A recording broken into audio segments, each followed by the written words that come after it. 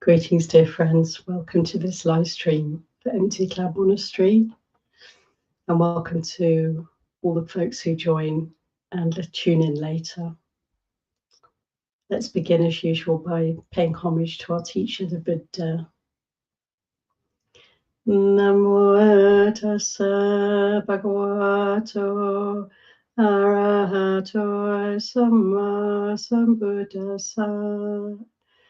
Namo tassa bhagavato arahato samma sambuddhassa. Namo tassa bhagavato arahato samma sambuddhassa. Buddham dhammam sangham namasami.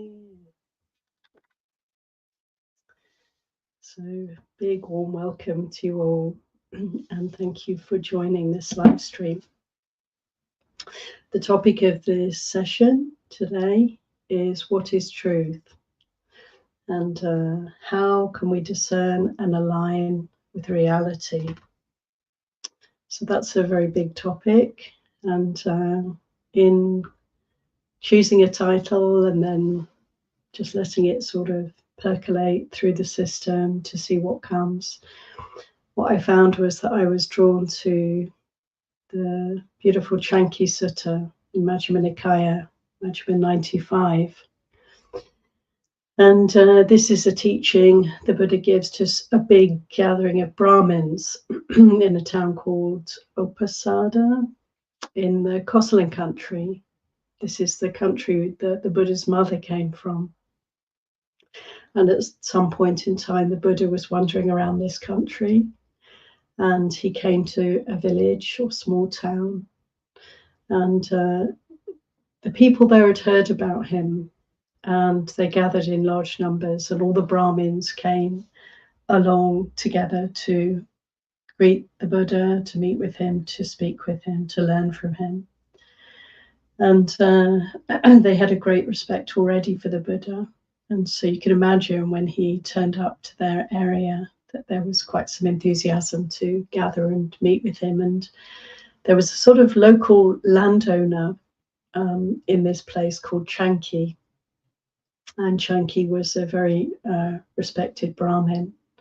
And he had a big mansion or large house.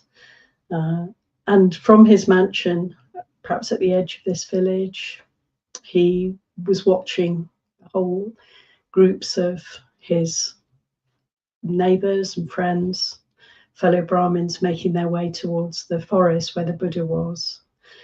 And he asked them where they were going, and they told him, and he said, "Oh, I'm coming too, please wait for me."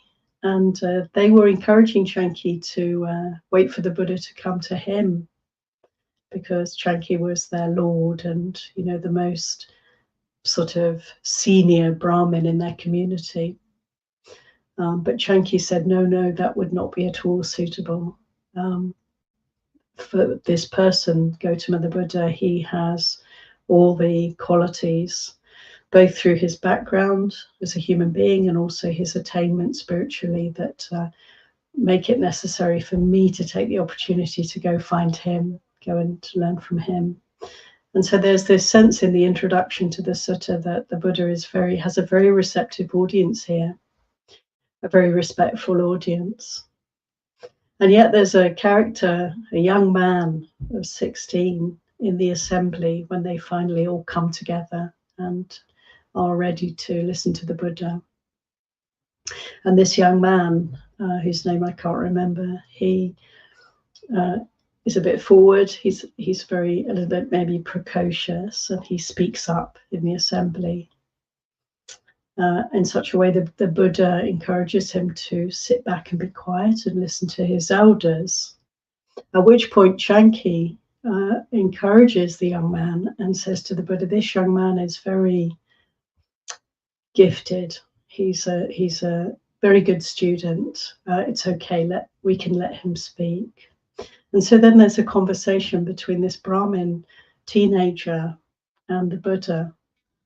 And I find it quite touching to consider who the Buddha is speaking to here.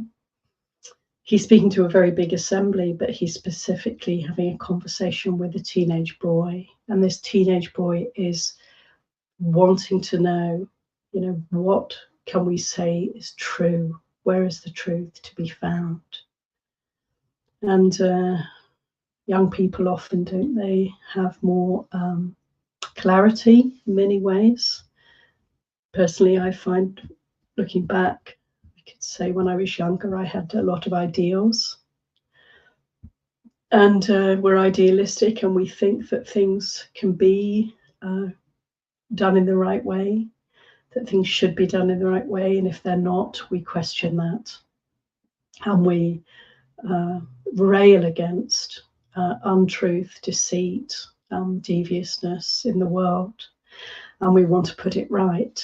And so my sense in this sutta is that we can consider, this young man is wanting to come to the essence. What is there? What can I believe in?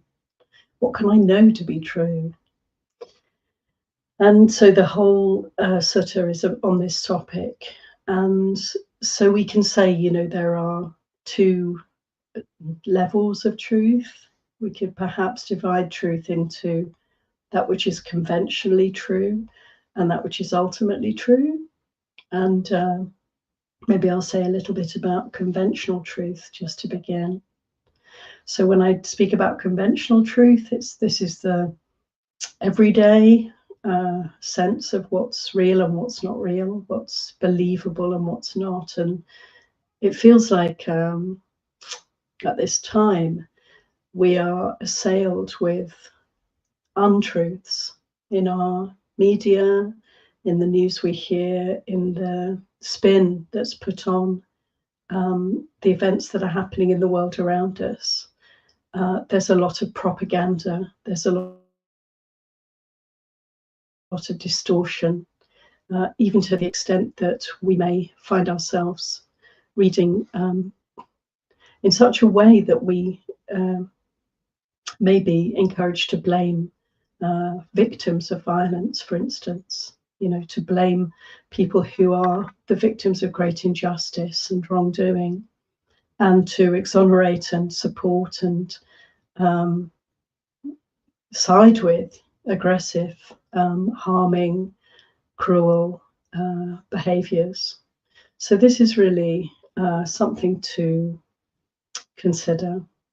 And what can we believe in the conventional sense of what we're receiving through the senses? What can we really know to be true? And of course, the Buddha pointed out to us that there is absolutely nothing that we can hold to as true in samsara. The ultimate truth is the ultimate truth, and it is nibbana. It is beyond samsara, and everything in samsara is deluding us. And so this actually is a very helpful paradigm to consider, because if we're looking with this lens of considering the distortion of all that we see, hear, feel, taste, touch, and think, then we can question. We can at least have an open mind. We can consider that perhaps what we are led to believe, what we hold to be true, what appears to be the truth that we're receiving from external sources, that it may not actually be the truth, that the truth may even be something very different, could even be something like an opposite of what we're hearing. So I'd like to present to you a couple of excerpts from Chanki Sutta to look at in particular, and firstly to investigate the Buddha's teachings on how we should relate to conventional truth. So here's a screen share to show you this short section from Chanki Sutta, speaking to this Brahmin teenager. He says to him, just consider this. that there are 5 things that can be seen to turn out in 2 different ways. And the 2 different ways, friends, are as true or as false. So what are the 5 things that we can consider we are working with in our day-to-day life? We have faith, we have endorsement or liking, we have what we're told, oral transmission. So what we believe, what we like the sound of, what we're receiving as news or information. And then we have our own reasoned thinking around a topic or a situation, a piece of news, some political issue.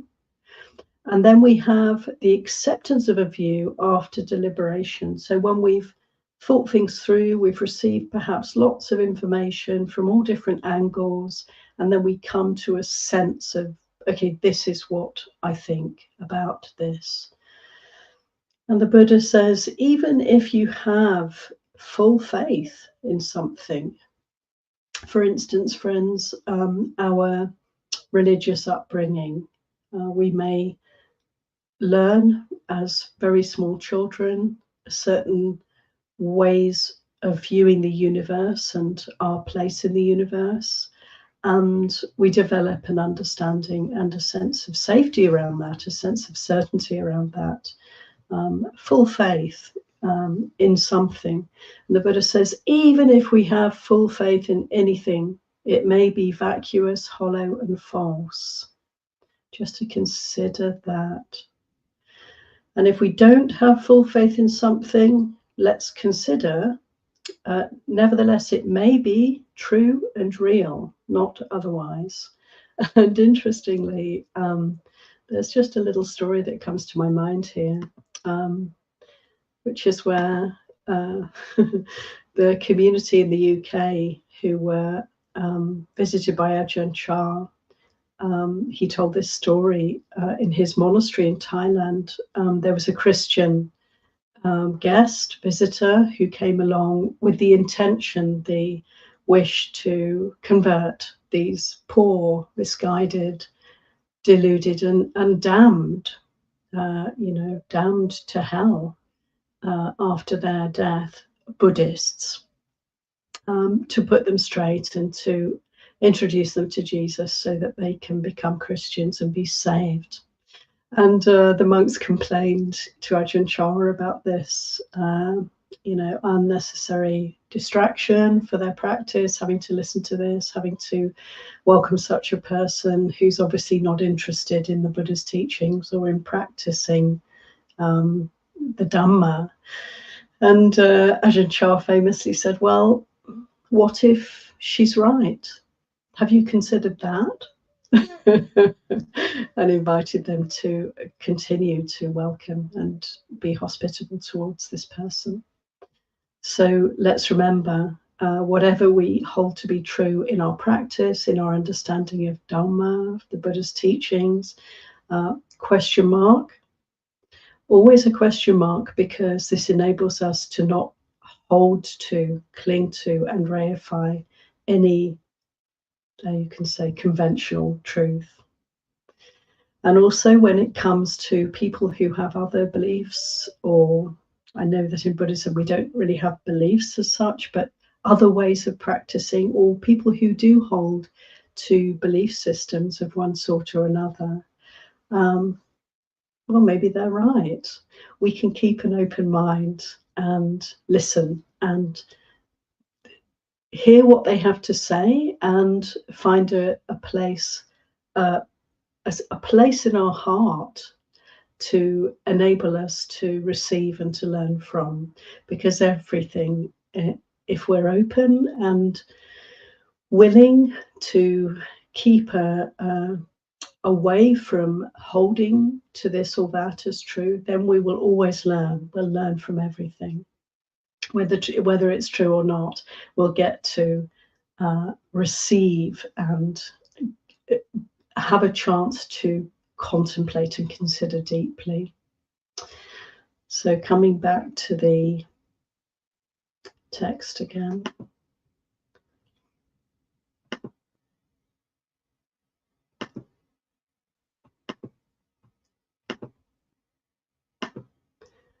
So faith is one thing, the Buddha says, that may be true or may be completely false. And we can consider, do we have faith in anything?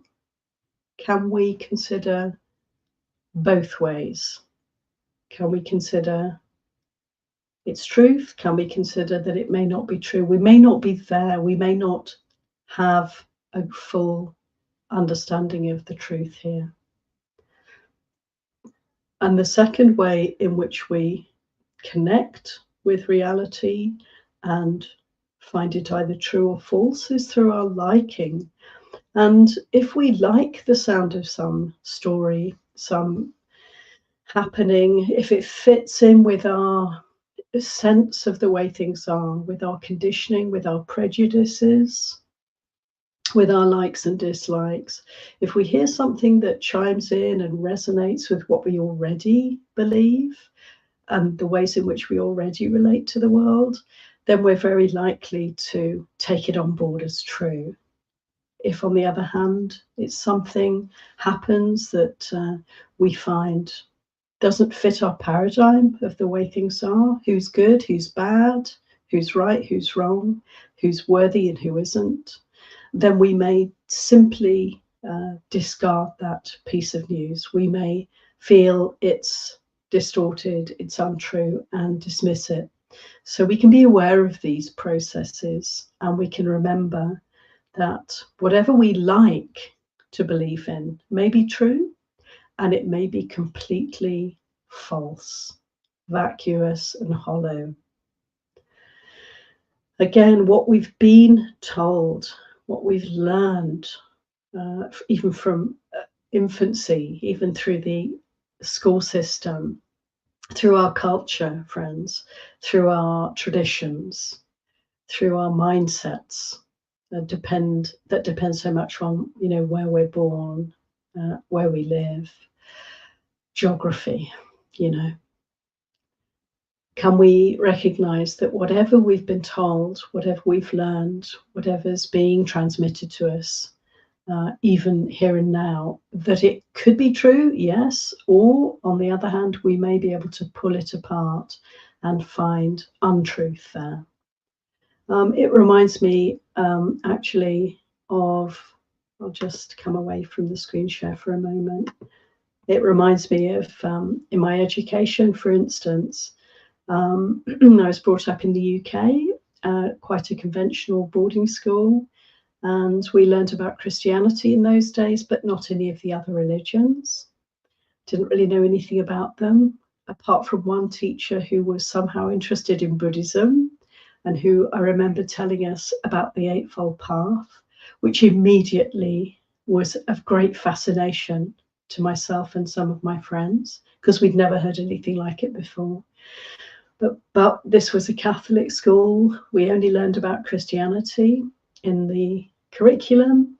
And when it came to history, we learned about the British Empire. We learned about the civilizing, benevolent colonialization project instituted by so many European countries, which, was painted as a great achievement.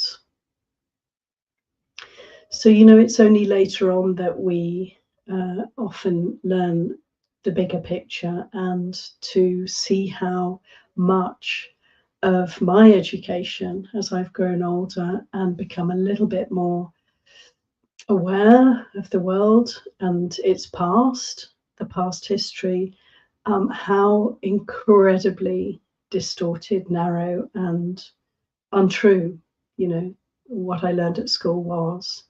All the pain, the suffering, the tragedy of colonization that's still going on today, the awful cruelty of it, and the racism, of course, that's still playing out. And when I learned about the slave trade, I was about 30-something.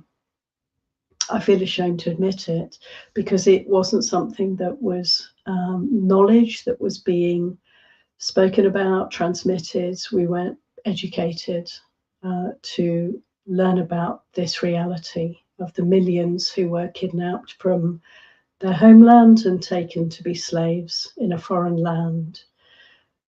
It's just overwhelming, really, to discover again and again what we are taught is fundamentally limited, distorted, and biased towards the community that we find ourselves part of. And it's really helpful for us to wake up and question everything and learn, if we're being given anything that has a tinge of bias, we want to be very quick to investigate that. Where's this bias coming from?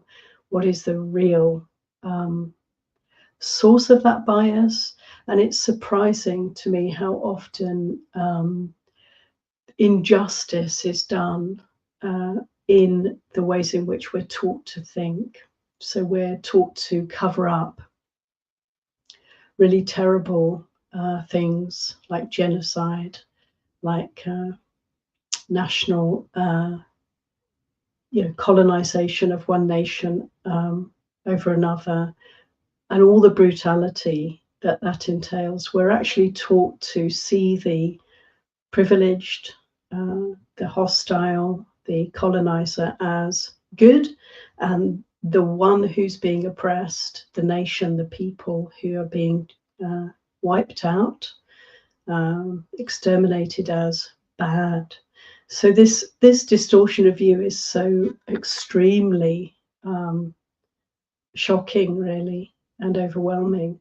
And yet, to begin to wake up to the distortions of history is a value for us in our quest, both spiritually and as human beings, to open to the truth of the way things were and to see then more clearly the way things are now. So, it's really good to take in the Buddha's teaching here that we want to not believe anything that we're told, that we're taught, that's given to us as on good authority, that is taken as gospel truth, indisputably correct. Let's be prepared to be skeptical. This is the Buddha's encouragement to recognize that, yes, it may be true. And on the other hand, many or all of the things that I've been taught about this, that, or the other may be vacuous, hollow, and false. And underneath that, there may be a very different reality. We want to be open to that, friends. And the fourth way in which we receive information and can see, have the chance to discern, is this true or is this false, is through our own thinking. Something we've thought out, we've come carefully and considerately and intelligently to a particular opinion or view. And this is where it starts to get really tricky, perhaps even more tricky, when I'm quite sure actually that this is the way of it. This is the way it was, this is the way it is now. Can I be sure? Can we open to dismantling our views and opinions, however strongly held, however convinced we may be of them, just to consider, is it really like that? Just to have a little question mark. This is so helpful for our practice to help us to extricate ourselves from the mire of views and opinions. And fifthly, we may have something well deliberated, really something that is indisputably correct as far as we're concerned. I just know this. I've always known this. Everyone around me knows this. This is how it is. can we again be willing to question, to unpack, to have a skeptical mind, and to allow, in this way, friends, layer after layer of conditioning to be stripped away. So this is investigating the mind with the mind. The Buddha says, in all these 5 ways, we believe. We believe in this, that, or the other. We believe through faith.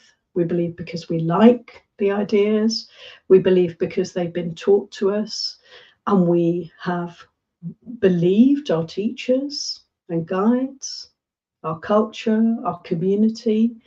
Or we may have thought things out very carefully for ourselves. Or we may have come to a very firm conclusion through integration of so many pieces of information. In all of these ways, we can consider that there may be truth here, and on the other hand, this may not be true. This may not be true. And the Buddha said, for a sensible person who's preserving truth, this is not sufficient to come to the categorical conclusion, this is the only truth. All other ideas are false. So whatever we think, even after all of this investigation, if we're willing to really question all our views and opinions, let's not forget to question whatever conclusions we come to at the end of that. We just don't know. In samsara, the truth is very hard to know, to uncover, to discern.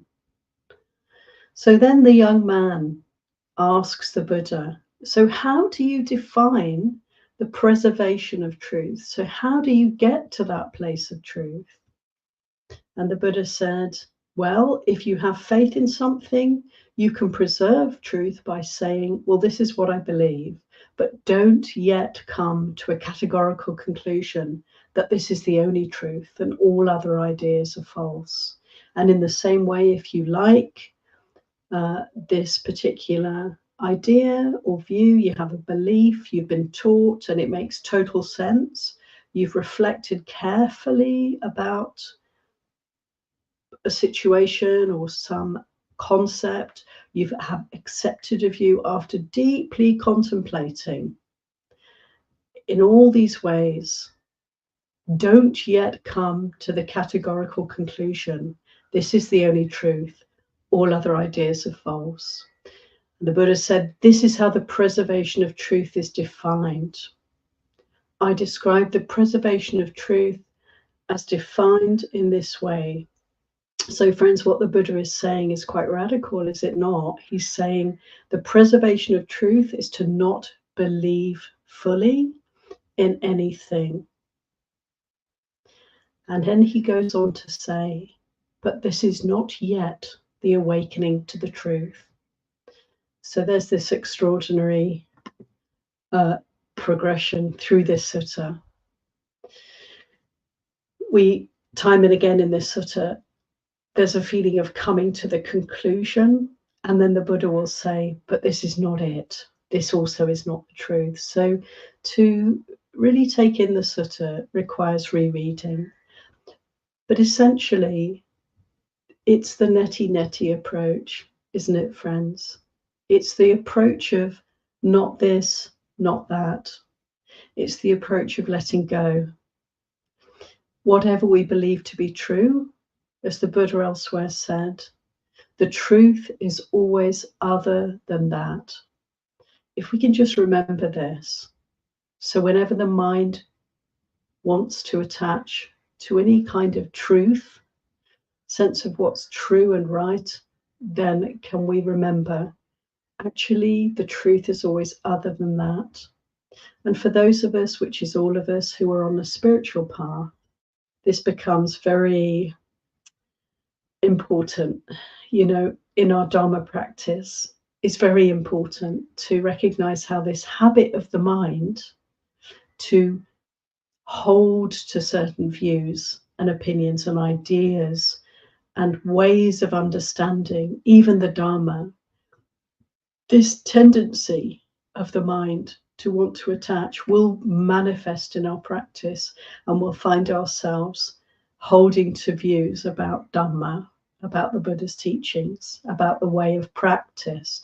And I've seen this again and again, in Buddhist communities, Buddhist teachings and teachers. This is the way, this is the correct way of practice. These other ways of practice are not correct. And let's just remember this teaching of the Buddha in Chanki Sutta to always have a question mark. Is that so? Let's see. Let's keep practicing and we'll see what happens to this understanding, this view, or this sense of what is the true Dhamma. Because if we're fortunate, friends, that understanding of what is the true Dhamma will continue to change. It will have a chance to evolve if we don't hold the raft of Dhamma. The raft of Dhamma is simply to get across the stream, the river, not to carry on our backs and make a burden. So it's really important for us to have a very humble beginner's mind. I don't really know what I'm doing. I think I have some understanding, some grasp of the Dhamma, the Buddha's teachings, but let's see. It's a work in progress. I can always learn more. I know that I probably don't have quite the full picture yet. I may not really quite know what I'm doing, but I'll try and take what I can that seems true and work with that, but with this attitude of, let's see how it goes. Let's prove it over time, or find that our practice evolves in a slightly different direction over time. And this has happened for me personally again and again. That sense of, now I understand. Oh, now I was clueless before. I was off on a tangent. Now I understand. An insight comes, a deepening of understanding. And it's happened to me often enough that I know that it's probably not a complete understanding, but it's maybe an evolving in that direction, in the direction of finding our way, friends, toward that which is the ultimate truth. So in this sutta, the young man, the young Brahmin, asks the Buddha, so how do we get to the final truth, to awakening to the truth? And the Buddha describes for him the spiritual search. So if we're really interested in truth, it's very likely to take us into the spiritual, because these questions that will come up again and again, if we're truth seekers, are questions of a spiritual nature, are they not? What is this about? What can I believe? Who can I trust? Is there anyone there, here, who can teach me, who can guide me, how to live this life, how to find my way? And so this young man is wanting to know, these questions are there for him. And the Buddha describes then how we need to find a teacher. We need to find a guide. We need to seek the truth and investigate anyone we come across who we feel may have some handle on the truth, who may have something to teach us, who may be able to guide us spiritually.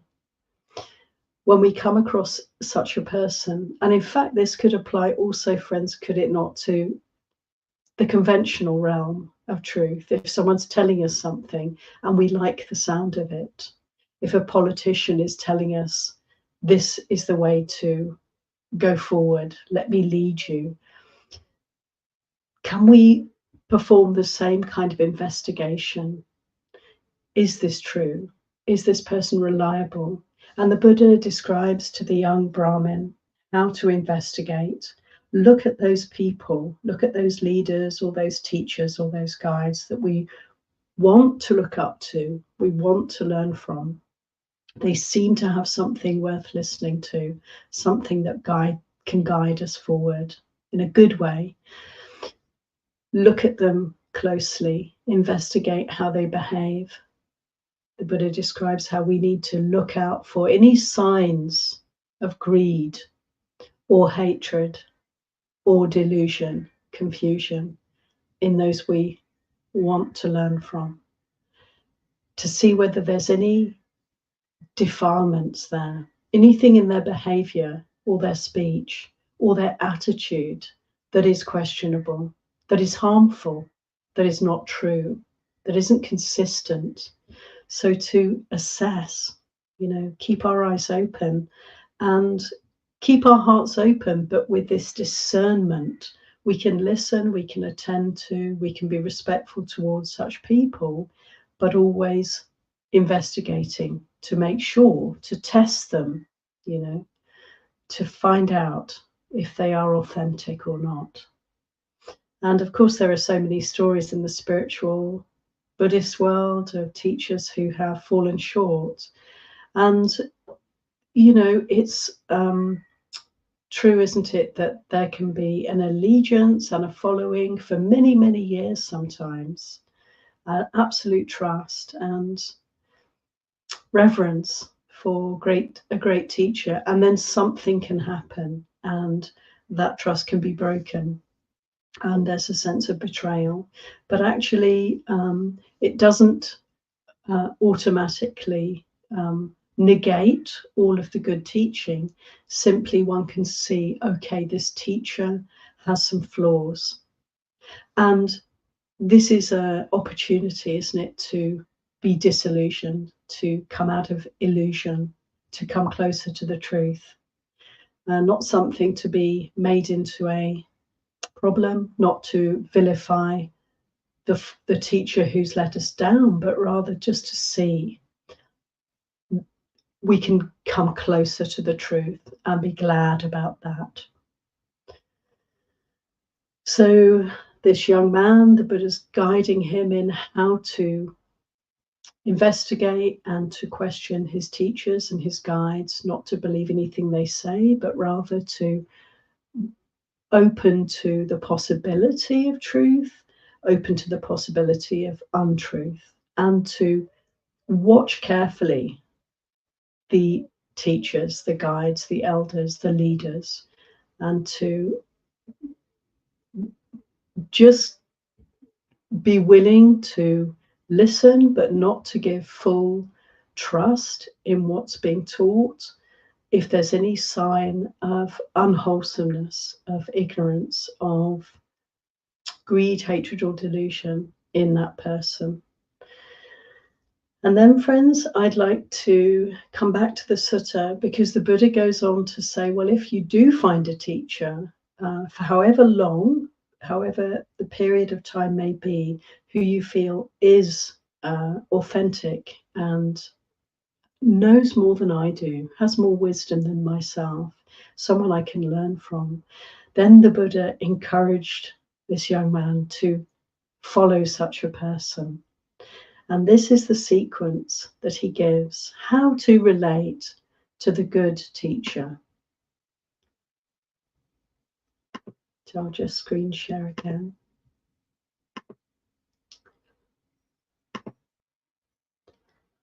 So this is a little bit further along in the sutta.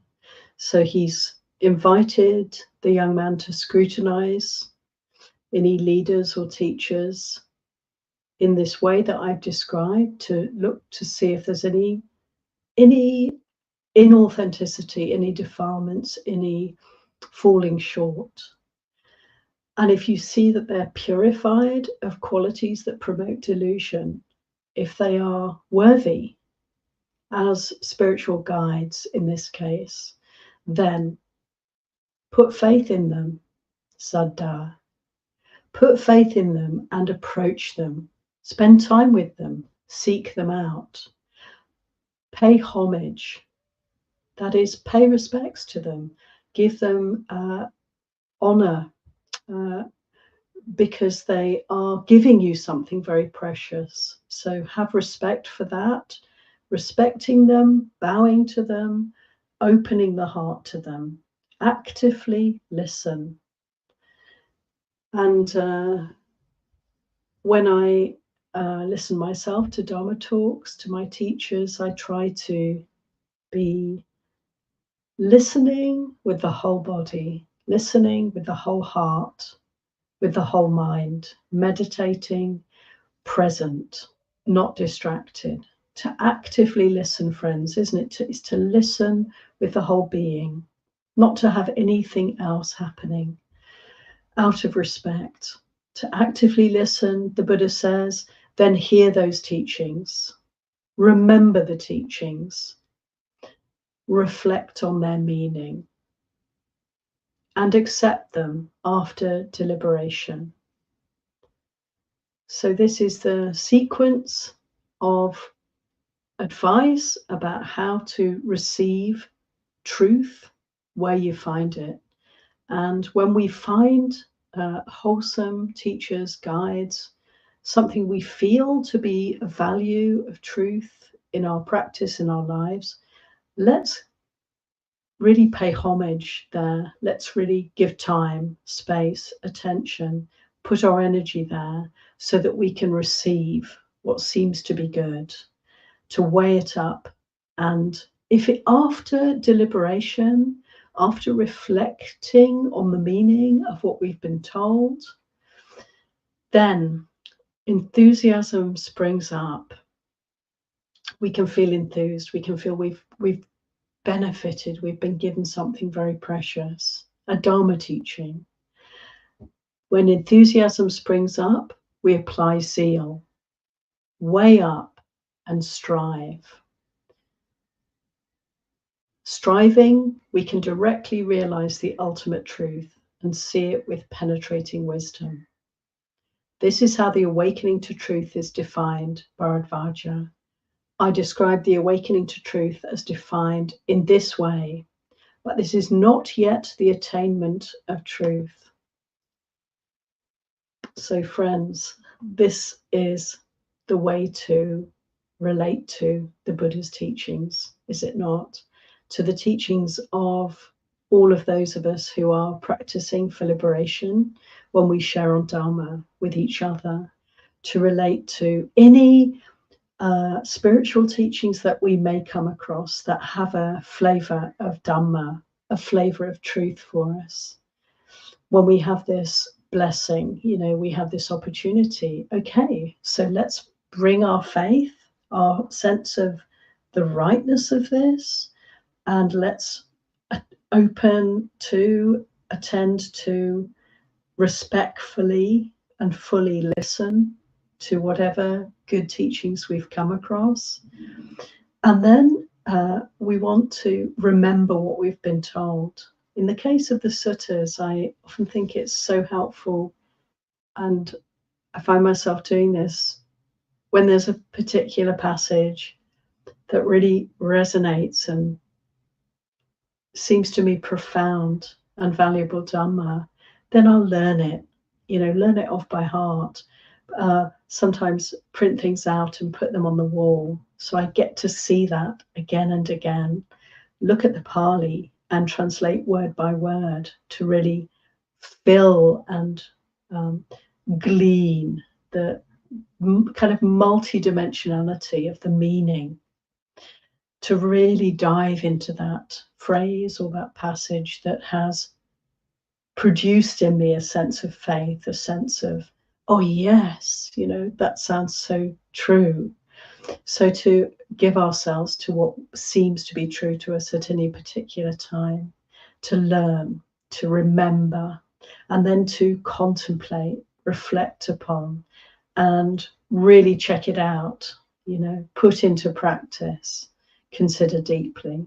So this is the encouragement from the Buddha, how we can, once we've come to a place of openness to the authenticity, the sincerity, the truth of what's being heard, how to relate to that skillfully. And then, as we see at the end, the Buddha says, but this is not yet the truth. We haven't yet come to the truth. So to come back to the sutta, let's see what comes next.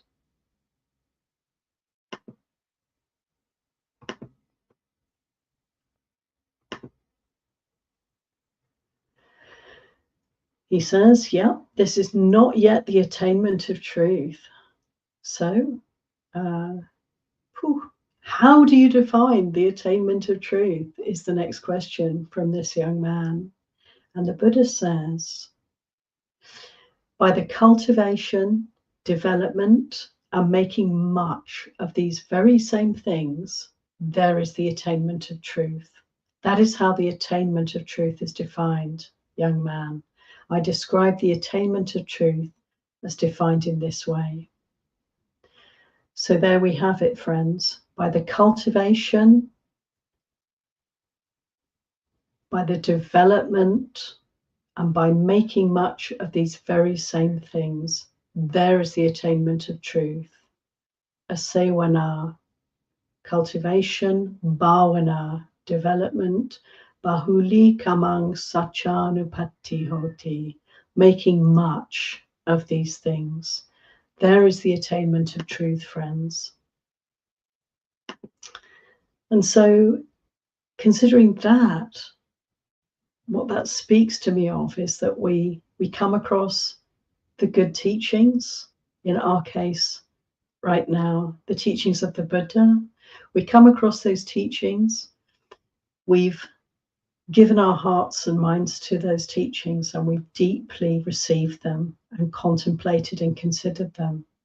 We're not going to be able to say that we've arrived at the truth, but with continuation of practice, with a sense of following through, with a testing over and over again, like putting the gold in the crucible that has some still slight impurities in it, to keep firing, with the fire of our enthusiasm, the fire of our zeal, the sense of urgency, the wish to find our way to nibbana, to liberation from suffering.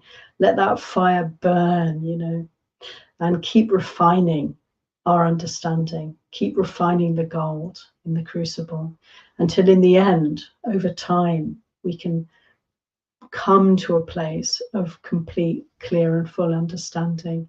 And this is our practice. And of course, this practice, we know, is the practice of the Eightfold Path. So in all the aspects of our lives, we're inclining our hearts towards truth.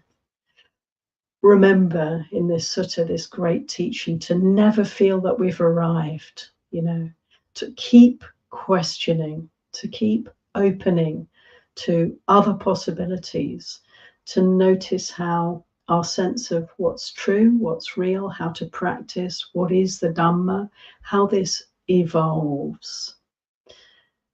And so humbly, humbly bowing to anywhere and everywhere and everyone and anyone we come across in our lives who has something to teach us, being open to see, what we can learn and how we can come closer to the realization of the ultimate truth, which is the truth of Nibbana.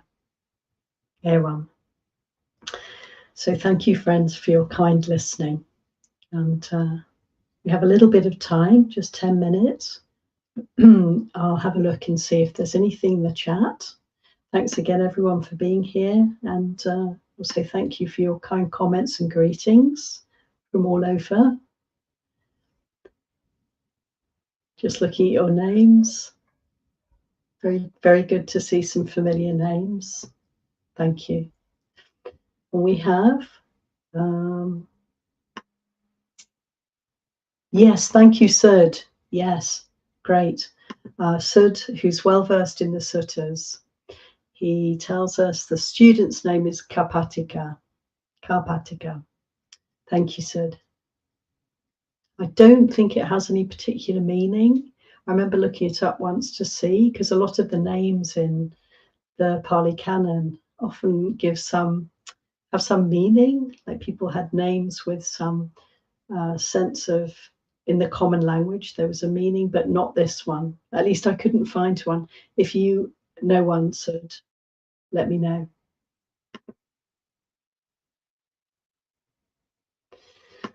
Okay. I've got a comment. I've got all sorts of comments. Too many to post and share with you. So I've got something. Okay, let's see. Thank you, Christopher, for this comment. Let's see what you have to say. Actually, there are no truths in this world, says Christopher. The world is about sensations. Examples: ear, eye, smell, etc. Quoting from Samyutta 4:12 or Sutta Nipata 4:12. If truth is one and no second exists, debates will never arise among folk. A variety of truths they themselves do form. Gurus therefore never speak of one truth. Never was there a variety of truths other than sensations always in the world. Creating views using speculative logic, they speak of a duality, truth and lie. Thank you so much, Christopher. That's very profound. And there's so much, I feel, truth in what you're saying there. In the end, it's really helpful for us too. And I think this sort of is pointing to this, to not hold to any particular truth that we think of. So the mind is constantly creating, and some of its creations we may deem to be true, and some we may deem to be false.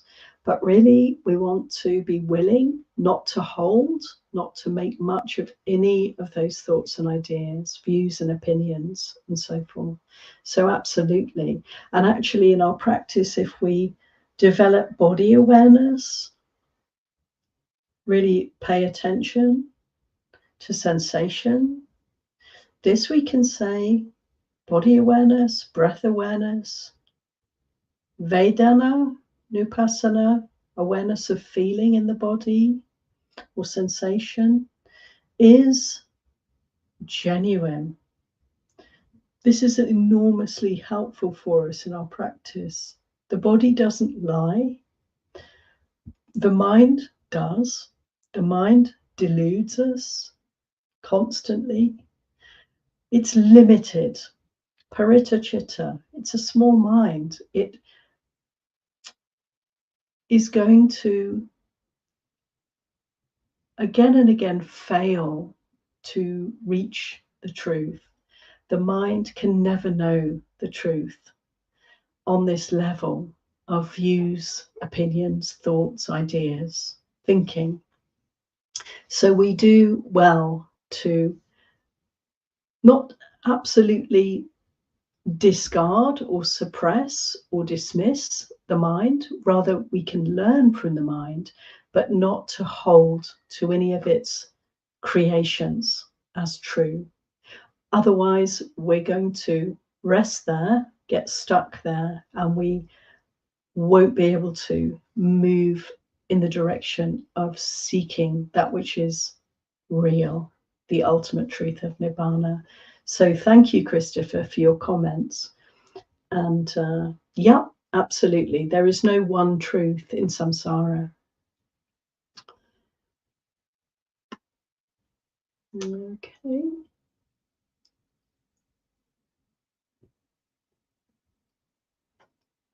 I'm sorry, friends, I'm just going through a whole load of comments. Okay, I have a question here. Thank you, Hikaru von Hashimoto, for your question. I'm meditating for so long, but I feel nothing. How to meditate? Feel that it is practice in a good way? What should I feel? Sorry, I'm looking for my way in life. I'll just see if there's anything else there. That seems very complete. Yes, thank you, Hikaru. What should you feel in your meditation to know that you're practicing in a good way?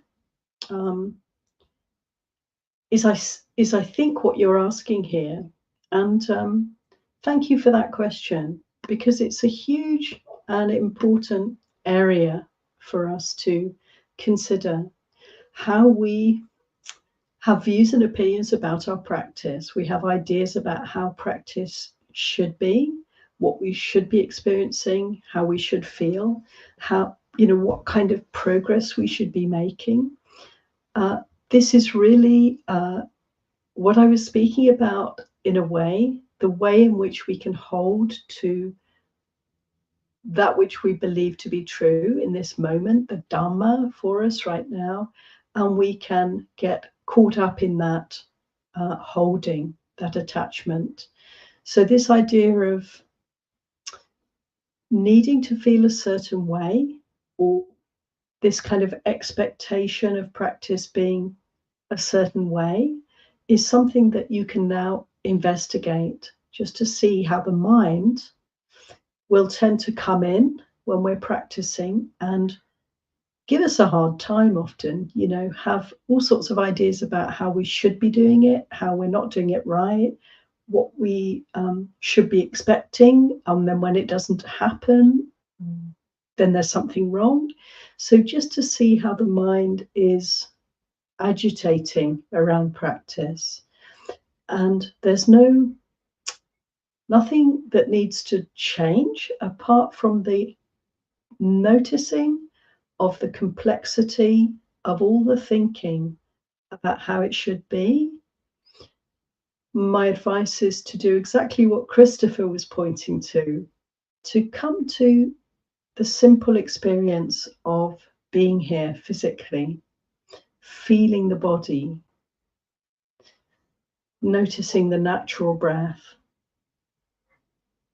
feelings in the body, this simple reality of presence, feeling alive, this body sitting, in this case right now, just to really allow the attention to rest in simply noticing how it feels in the body right now. All the thoughts can be allowed to arise and pass, but not given importance. They'll come and they'll go. Any ideas that we have, friends, about how we should be practicing or how we should be feeling about our practice, we can notice them, be grateful for them, and just allow them to flow on by. So look, I really hope this is helpful, Hikaru. It's an encouragement to practice Kayanupassana, body awareness, breath awareness, and let that be a focus for your practice. And even in everyday life, can you just feel your feet on the ground? Just feel your hands. Just notice the breath from time to time. This is practice. There's no result required. It's this development of mindfulness that is so beneficial and will lead you forward in a good way. So yeah, I hope that's helpful. And yes, thank you, Christopher. Another beautiful reflection from Christopher. The ultimate truth is Nibbana. That truth is not subjected to impermanence, i.e. permanent. Yeah, that is not something that is of samsara, constantly changing. It is thus. It is the Paramasacca, and we can realize this truth as we develop our practice. And just as it says in the Sutta, friends, you know, we can have a sense of what's true. We can have a sense of how to practice. We can feel we've reached the truth to that extent. And then to realize the truth fully, we just keep practicing. We keep practicing. We keep testing our understanding. We keep following our truth from moment to moment, and see, it may evolve, it may change, but to keep applying ourselves to the practice. Then we will, through this process, we will come to the ultimate truth. So sadhu, thank you all very much for your comments. I'm sorry I could only share a very small number of them, You can all see the chat, so you can have a look. And I'd just like to finish with a beautiful final comment here from Johannes. Thank you, Johannes, who says, I suppose that as long as we're fueled by greed, hatred, and delusion, we better hold our truths and falsehoods as lightly as we can. Sadhu, we'll know when we've come to the end of that greed, hatred, and delusion. But until then, absolutely, let's hold it all very lightly. Always a little question mark. Is that really so? Keep the heart open. Keep the heart light. Thank you, Johannes. So friends, let's conclude with 3 sadhus, paying respects to our teacher, the Buddha. Keep testing those teachings from the Buddha. I think we'll find them to be good. Sadhu, sadhu, sadhu, anuma